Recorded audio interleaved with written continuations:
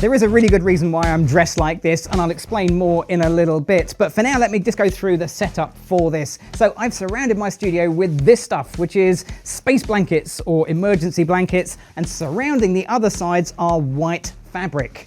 The lighting for this is one single flash, and it's a Flashpoint Explore 300. It's doing the entire job to create this image pretty much straight out of camera. But of course, it didn't start like this. So let's rewind and break it down.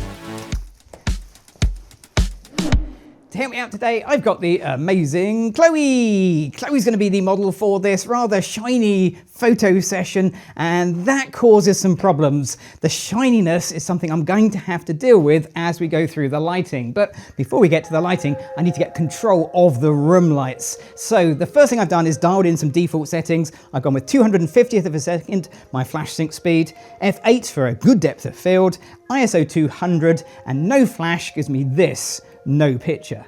But that's not the only thing I'm going to change for this, because if I let the camera do its own thing with white balance, then the color that I'm going to get is going to be shifted because of the strong yellowy gold hue that we've got going around us. So I'm going to dial in a really warm tone of 7000K. I'm also working in RAW, so if I don't actually like that in post-processing, it's quite easy to change. Okay, let's talk about the lighting, because I'm going to use just a single flash throughout this. It's going to be the Flashpoint Explore 300. But the bigger question is, should I use soft light or hard light? Now, normally I go with soft light as my default setting, but in this situation, if I do that, I get this. And as you can see, there's an awful lot of the strip box reflected in the gold surface, which is a bit of a problem. So I'm actually going to switch it to hard light. The first thing I notice is I get a lot more light, so I've reduced the power of this flash. And now if I take the same basic shot as we did before, I still get the hot spots. They're not going to go away, but they're now much smaller and less distracting, in my opinion, than they were before. However, there are a few distractions I need to deal with, like, what's that? I think that's me. So the way this works with the reflections is anything that is black, as in no light reaches it, is going to come out reflected as black. But anything that is white is going to be reflected as gold. So to maximize the gold effect from these space blankets, I'm going to start putting a lot of white fabric up around the room, and it starts up there at the ceiling, where I have hung a white background just above Chloe's head. And hopefully this will make a difference. Let's find out. Here we go, quick little test photo. And I'm looking at the top of the picture, and straight away I can see more gold and less black in the top half of this image. So the theory works, and now we need to add quite a bit more white. Luckily, I've got a lot of white fabric.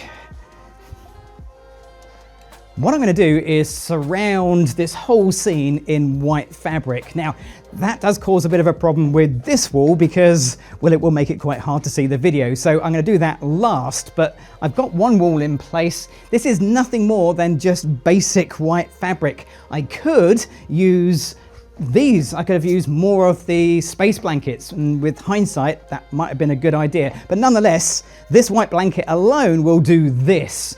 And you can see that area now has so much more gold than it had before.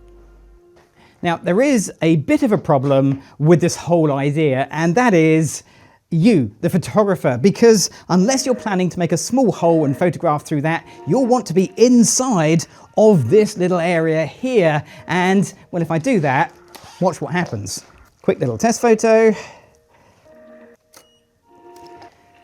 Yeah, I mean, you'd be looking at Chloe, but if you look off to the side, who's that? That's me. So you might end up dressed like this. And although this doesn't look exactly wonderful, it will work to reduce the reflection of me in the background, because now I'm basically the same color as these white walls. At least that's the idea. Let's see if it does actually work. Here we go, quick little test photo. And yes, the theory is right. I do kind of disappear. It's much easier than Photoshop, although that's an option too. The only downside of the white suit is it's really warm. So whilst I'm still setting a few things up, I'm going to take it off because next I'm going to think about the floor. So I've sat Chloe down. I'm going to take a picture down at Chloe's eye level, including the floor of the studio, which comes out quite warm because I've set the white balance warm, but it doesn't really fit in with the whole theme of this session.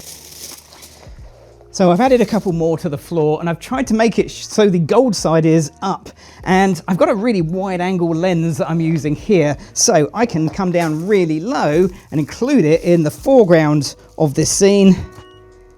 And we have something that looks a lot more gold on the floor than there actually is. I've actually got a couple more of these so we can add more as we go along. And that is basically this setup done, although there are two really important things I need to add. The first one is the white curtain on this side, and the second one is absolutely important. It's a cushion for my knees because it's quite hard down there, so yeah, definitely going to need that. Okay, Chloe, are you ready? Okay, let's get some more fabric.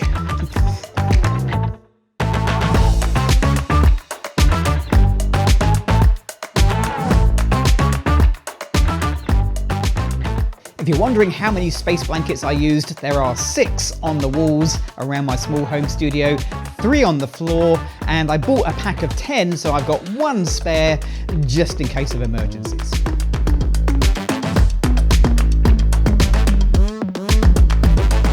I've chosen a wide angle lens for this setup, partly to increase the amount of foreground, to make this look more dramatic, but mostly because I want to see as much of this gold in my pictures as I possibly can.